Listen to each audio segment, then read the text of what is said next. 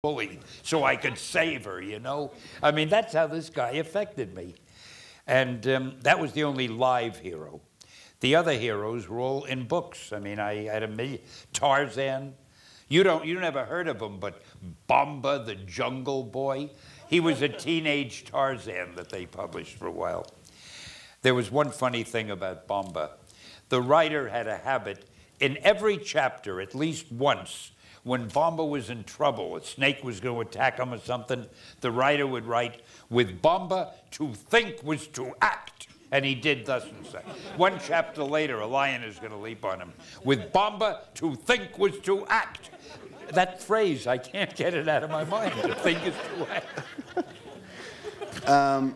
If you hadn't gone into the timely offices at age 17, what do you think you would have wound up doing? Be president. Yeah. Hell, I don't know. I wanted to do so many. Believe it or not, I wanted to be an actor.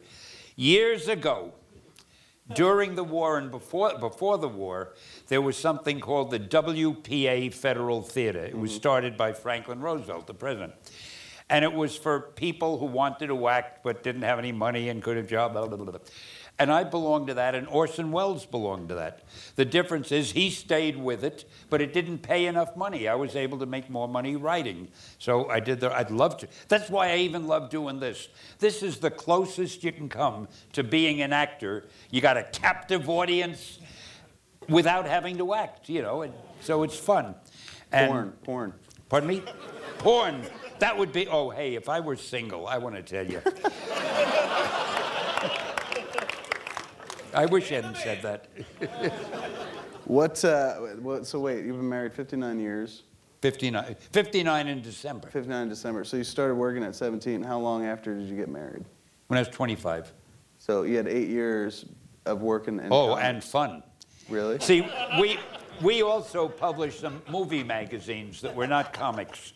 And I did a little editing on those magazines. And when the studios, in those days, the studios had starlets under contract.